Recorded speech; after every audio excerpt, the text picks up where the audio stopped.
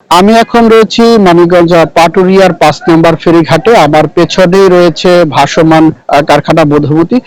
তার পেছনে কিন্তু রয়েছে বা পাশেই রয়েছে কেরামত আলী রোরো ফেরি, যেটা কিন্তু আমরা দেখতে পেয়েছি যে আহ, এই বিকেলের ৬টা নাগাদ কিন্তু দেখা গিয়েছে যে সেই ফেরির যে সাইলেন্সার পাইপ রয়েছে সেটাতে কিন্তু আগুন ধরে যায়, যার কারণে কিন্তু প্রায় আতঙ্ক ছড়িয়ে পড়ে।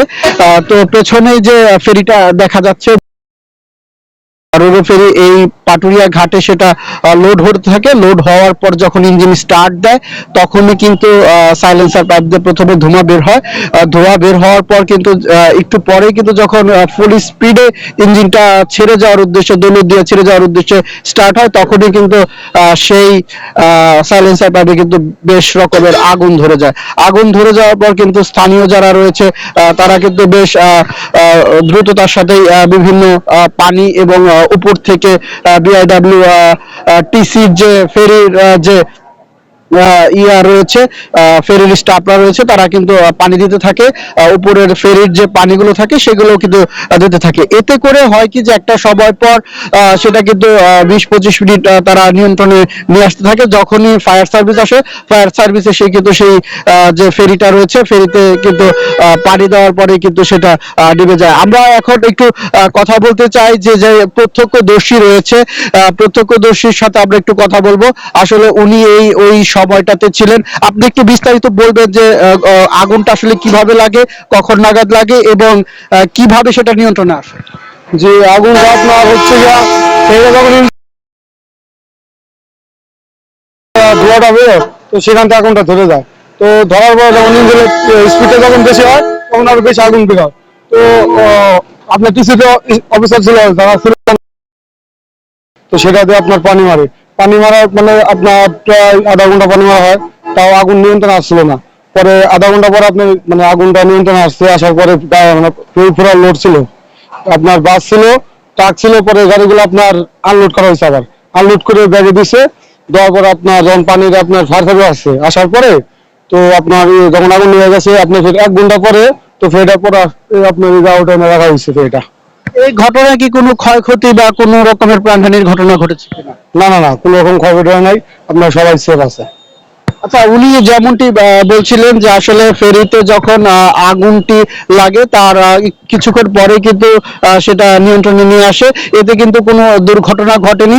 আমি কথা বলেছি বিআইডব্লিউটিসির যে ডিজিএম রয়েছেন, তিনি আমাদেরকে জানিয়েছেন মূলত এর আগে এরকম ঘটনা ঘটেছে, কিন্তু এবার মানুষ বেশি আতঙ্কিত হয়ে যায়, কারণ বেশ কয়েকদিন আগে মানে ৩ দিন আগে ২৫ তারিখেই কিন্তু দৌলতদিয়ার যে ৩ নম্বর ফেরিঘাট, সেই ফেরিঘাটেই কিন্তু একটি দুর্ঘটনা হয়। সোয়া ৫টার দিকে কিন্তু একটি যাত্রীবাহী বাস সৌহার্দ্য, সেটা কিন্তু অর্ধশতাধিক প্রায় যাত্রী নিয়ে কিন্তু একেবারে পন্টন থেকে সরাসরি পানিতে নেমে যায়, যার কারণে কিন্তু দেখা গিয়েছে যে সেখানে কিন্তু হতাহতের ঘটনায় আমরা ২৬ জনকে এই পর্যন্ত মৃত উদ্ধার করেছে ডুবুরিরা। তাতে করে দেখা গিয়েছে যে সেই যে আতঙ্ক, সেই আতঙ্ক থেকে কিন্তু আজ যখন এখানে সাইলেন্সার পাইপে আগুন লেগে যায় তখন কিন্তু ধোঁয়া বের হয়। তারপরে কিন্তু যারা পারে থাকে কিংবা ফেরিতে থাকে তারা কিন্তু বেশ চিৎকার চেঁচামেচি করতে থাকে বলে স্থানীয়রা আমাদেরকে জানিয়েছে। আমি আরেকটু বিষয় বলতে চাই যে শুধুমাত্র পাটুরিয়া ঘাট, এই যে নৌপথটি রয়েছে, এই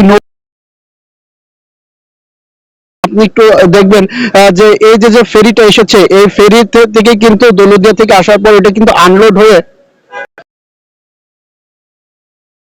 সেই ক্ষেত্রে এই যে যে অ্যাপ্রোচ সড়ক এত পরিমাণ খাড়া, যার কারণে কিন্তু দেখা গিয়েছে যে আমরা একটু আগে যখন ৪ নম্বর ঘাটে ছিলাম তখন একটি কাঁচা কলা বাহী একটি ছোট পিক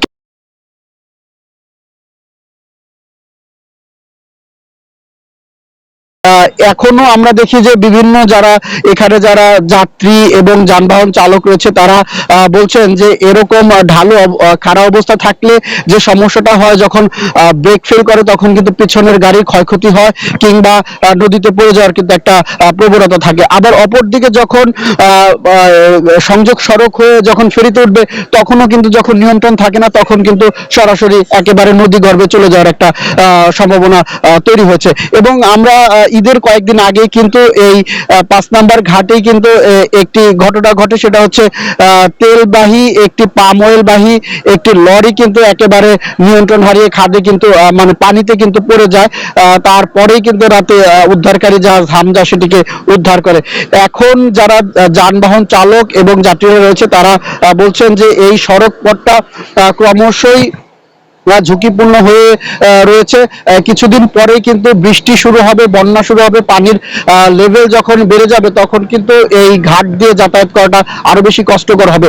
এছাড়া আমরা যারা রয়েছে তাদের সাথে কথা বলেছি, তারা জানিয়েছেন যখন বৃষ্টি হবে সংযোগ সড়কগুলো যখন মাটির তৈরি সেটা কিন্তু বেশ পিচ্ছিল হবে, তখন কিন্তু এখান দিয়ে ওঠানামা করতে বেশ বেগ পোহাতে হবে বলে তারা আমাদেরকে জানিয়েছেন। এছাড়া যারা ট্রাক চালক রয়েছে তারা সবচেয়ে বেশি বিপাকে পড়েন, কারণ তাদের পণ্যবাহী ট্রাকগুলোতে বেশ পরিমাণ মালামাল লোড করা থাকে। তখন দেখা যায় যে আমরা ঈদের সময় দেখেছি যে প্রত্যেকটি পণ্যবাহী ট্রাক যখন দৌলতদিয়া থেকে পাটুরিয়ার ঘাটে এসেছে তখন কিন্তু দেখা গিয়েছে যে আপনার রেকার দিয়ে কিন্তু সেই গাড়িগুলোকে উঠানো হয়েছে।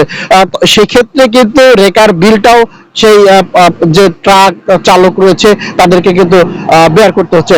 অপরদিকে এই যে ঘাটগুলো দেখতে পাচ্ছেন, এই জায়গার পাটুরিয়ার 3, 4 এবং 5 নাম্বার ঘাট দিয়ে সবচেয়ে বেশি যাতায়াত করা হয়। এই 3টা ঘাটের সড়কগুলো এর গত বছরের বন্যায় সেটা ভেঙে যাওয়ার পরে কিন্তু সেগুলো জোড়াতালি দিয়ে মেরামত করার পরেও কিন্তু এখন সেটা স্বাভাবিকভাবে যে চলাচল সেটা কিন্তু এখনো নিশ্চিত হয়নি। তো এইভাবে যদি চলতে থাকে তখন কিন্তু দেখা যাবে যে দৌলতদিয়ায় যে ঘটনাটা ঘটেছে পাটুরিয়াও কিন্তু এরকম ঘটনা যে কোনো সময় ঘটতে পারে। তার জন্য বিআইডব্লিউটিএ কে কিন্তু এই সংযোগ সড়কগুলো কে ব্যবহার উপযোগী করার জন্য দাবি জানিয়েছেন এই পথে যানবাহন চালক এবং যাত্রীরা। তো এই ছিল আমার কাছে পাটুরিয়া ঘাট থেকে সবশেষ সংবাদ।